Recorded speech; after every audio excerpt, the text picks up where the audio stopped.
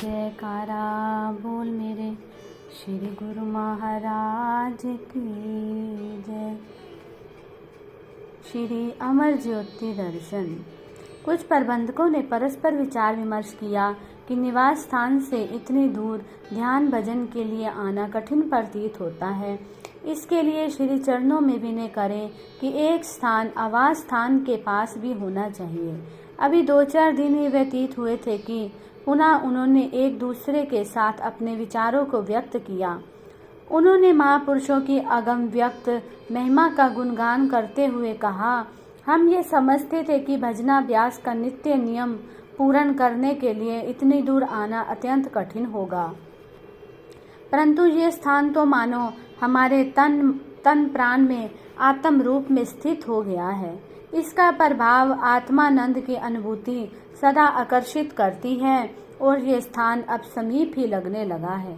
सचमुच ही यहाँ बैठते ही सुरती आंतरिक उच्च लोकों की ओर उड़ान भरने लगती है और जीवन अमृत रस धारा में डुबकियाँ लेने लगता है। महाप्रभु जी ने पर्व के दिन साय समय यहाँ पर कृपा फरमाई। उन्हीं प्रबंधकों ने श्री चरणों में विनय की कि श्री अनंतपुर में हो रही महान रचनाओं को देखकर अति विस्मय होता है। बुद्धि असमंजस में पड़ जाती है, परंतु इनका समाधान व्यक्त अव्यक्त रूप से शीघ्र ही हो जाता है। ये आपकी कृपा से ही संभव है। श्री वचन हुए श्री अनंतपुर का कण कण भक्ति से ओतप्रोत है। यहाँ का वातावरण उसी अनुरूप ही मुक्ताकणों से संपूर्ण है। यहाँ जिस जिस स्थान का निर्माण होता है वहाँ पर ही महापुरुषों की विशेष कृपा उतरती है। उस स्थान का प्रभाव उन्हीं गुणों से संयुक्त हो जाता है। ये एक प्रकृति विधान है। श्री शांति भवन जीवन के अति उच्च ध्येय का पूरक जन्मों से बिछड़ी हुई आत्मा को परमात्मा से मिलाने का साधन बन निराली सुषमा से शोभायमान है। प्रेमी गुरुमुख श्री वचनानुसार भजनाभ्यास करके अपूर्व आनंद को प्राप्त कर जीवन को खुशियों से भरपूर कर लेते हैं और लक्ष्य को पाने में सफल हो जाते हैं। श्री शांति भवन अभ्यास स्थल। श्री सतगुरुदेव जी महाराज श्री तृतीय पातशाही जी ने श्री अनंतपुर में प्रत्येक परमार्थ भक्ति के स्थानों को रेखांकित कर दिया। प्रेमी गुरुमुख सेवा में दर्शन करते हुए आनंद के महासागर में डुबकियां लगा रहे थे। उस समय उनके लिए कोई अन्य साधन अपनाने के लिए विचार ही नहीं उठता था।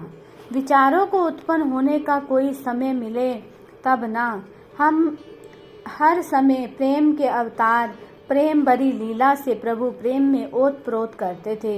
इसी आत्मा आनंद की अनुभूति में त्याग, तपस्या, उपासना सब साधन समाहित थे। श्री तृतीय पातशाही जी महाराज ने दूरदरगाही मोज को सम्मुख रखते हुए अगम की जानते हुए उन सब स्थानों एवं साधनों को परिलक्षित किया। बाइयों के आवास स्थान के अंतर्गत एक बड़े कमरे में श्री तृतीय पातशाही जी की श्री मूर्ति विराजमान की।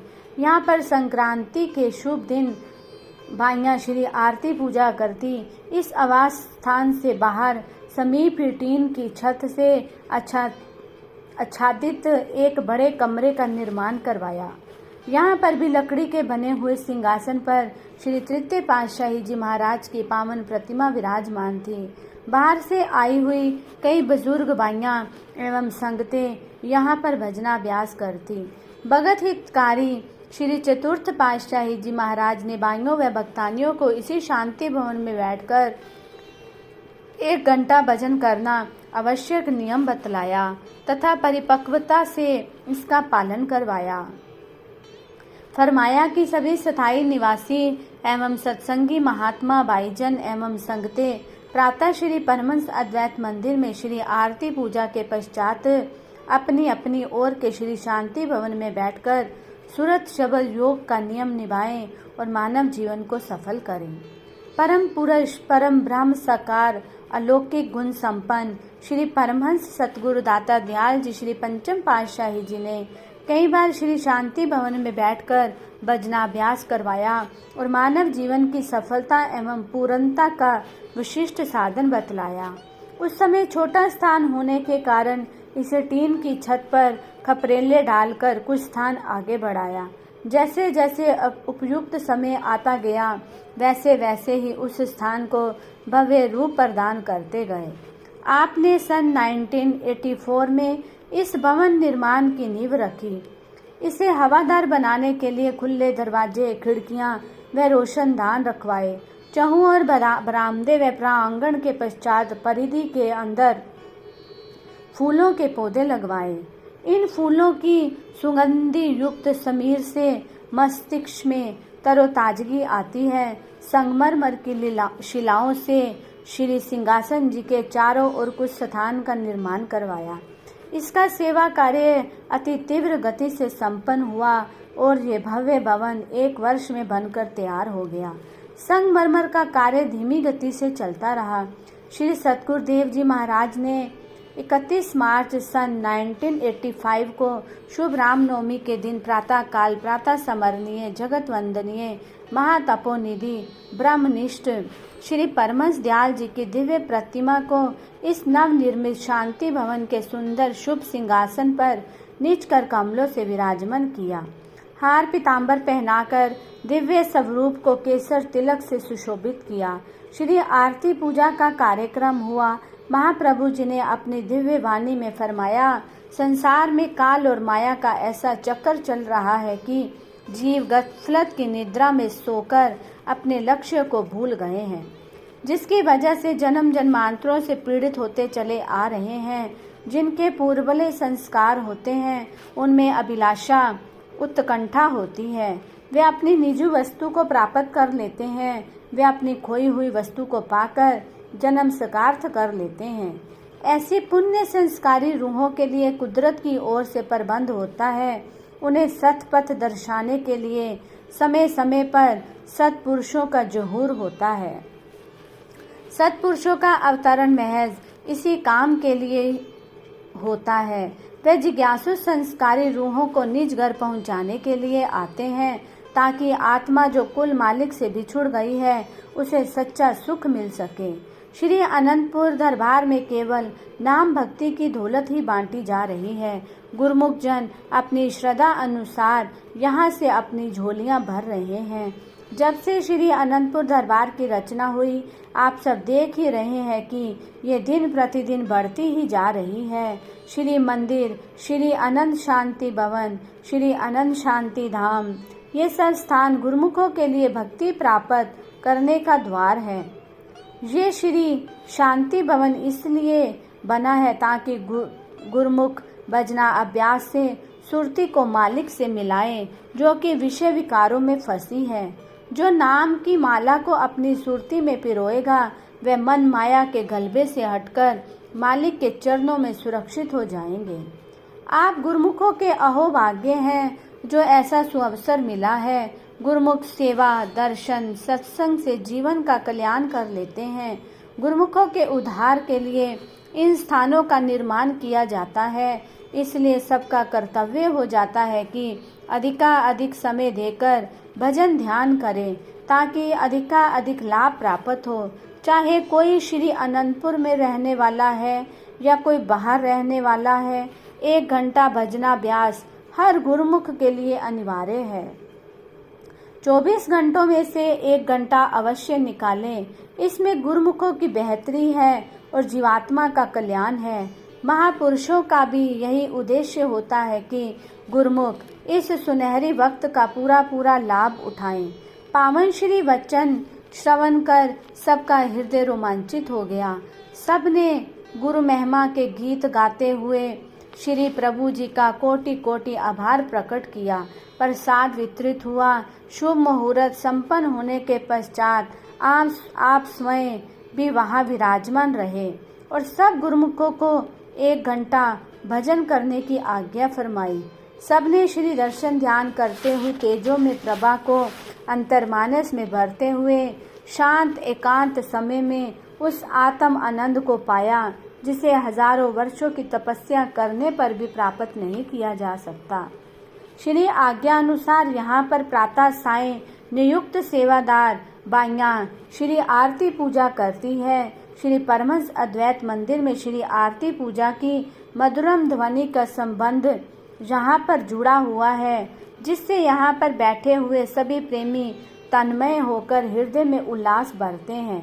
वह प्रेमी है बुजुर्ग माता अथवा लाचार बीमार जो श्री मंदिर में नहीं पहुँच पाते, यहाँ आकर श्री आरती पूजा का लाभ उठाते हैं।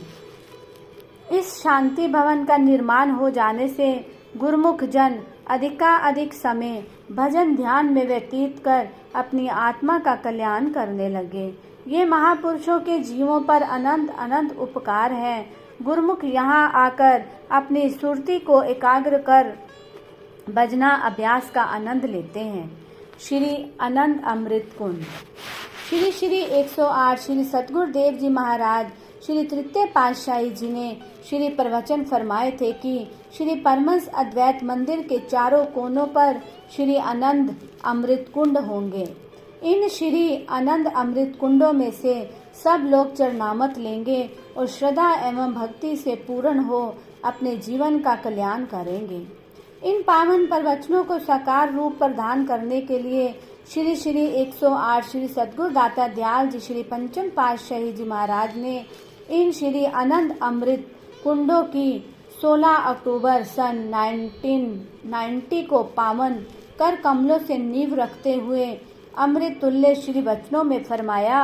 महापुरुषों की ये दूरदरगाही मोज थी कि श्री अनंतसर के परिसर में श्री अमृत कुंडों का निर्माण किया जाए। आज इस मोज को पूर्ण करने के लिए इसकी नींव का मुहूर्त किया जा रहा है। थोड़े दिनों में ही इनका निर्माण कार्य पूर्ण हो जाएगा। भाइयों भक्तानियों की ओर से भी ये अति शीघ्र बनकर तैयार हो जाएंगे। इन अमृत कुंडों से लोग चरणामत पान करके अपने तन मन के रोग दूर करेंगे। तन मन को स्वस्थ रखने वाली सबसे उत्तम और अचूक औषधि है श्री अनंतपुर दरबार की सेवा। श्री तृतीय पातशाही जी महाराज जो सेवा फरमा गए हैं, ये समझो कि ये सेवा गुरुमुखों के कल्याण एवं उन्नति के लिए है।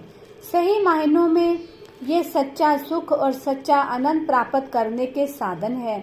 महापुरुष समय अनुसार इस धरा धाम पर आकर परमार्थ भक्ति के पथ दर्शाते हैं और गुरुमुखों को सदा सदा के लिए सेवा की सच्ची दात को प्राप्त करने के लिए साधन जुटाते हैं। गुरुमुख जन इस सेवा को प्राप्त करके और इसमें अपना दिल लगाकर अपनी जीवात्मा का कल्याण कर लेते हैं, जो इस मानुष जन्म का लक्ष्य है। जो साधन बने हुए हैं, गुरुमुख जन इनसे पूरा लाभ उठाते हैं। आप समय इन अमृत कुंडों के निर्माण के समय यहाँ आकर विराजमान होते, साथ में कुछ महात्मा जन एवं भगत जन भी आते। आप प्रायः महापुरुषों के उपकारों का वर्णन करते हुए भाव विभोर हो जाते। इस महान स्थान की महिमा का गायन करते हुए इसकी रूपरेखा एवं भव्य भवन का चित्र सबके सम्मुख प्रकट करते।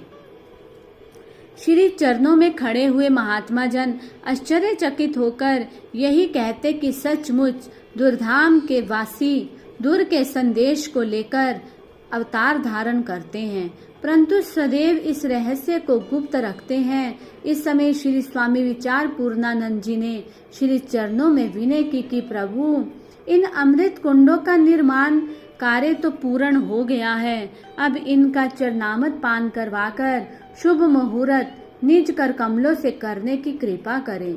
श्री प्रभु जी ने आपकी ओर संकेत करते हुए गहन भाव से फरमाया कि शुभ मुहूर्त के इस कार्य को समय आने पर आप स्वयं पूर्ण कर लेना। त्रिकालदर्शी महापुरुषों के रहस्य गुप्त रूप से भविष्य निधि बनकर रह जाते हैं। ज्योति में उपासना स्थल को भव्य रूप प्रदान करने के साथ साथ आपने श्री मंदिर परिसर के सारे फर्श पर संगमरमर लगवाया। दिवाकर और सुधाकर भी अपने अपने समय पर उदय होकर इस स्थान को निर्मल ज्योत्सना से परिपूर्ण कर अपने भाग्य मनाते हैं। सारांश ये है कि ये सब स्थान श्री परमहंस अद्वैत मंदिर, श्री अनंत शांति भवन, श्री अनंत शांति धाम, श्री अनंत अमृत कुंड, जो कि श्री अनंतसर के अंतर्गत है, ये सब ज्योति में उपासना स्थल है। श्री अनंतसर के इन स्थानों की सीमा बना हुआ है। अपनी लहरों से प्रमुदित कर श्री अनंतपुर को तीर्थ धाम बनाने के श्रेय को चरितार्थ कर रहा है। यहाँ श्रद्धालु प्रेमी जन पावन दर्शन, तीर्थ स्नान, सत्संग तथा अध्यात्म विद्या को प्राप्त करने की दृष्टि से आते हैं और अपने जीवन का सच्चा लाभ उठाते हैं। बोलो जयकारा, बोल मेरे श्री गुरु महाराज की जय।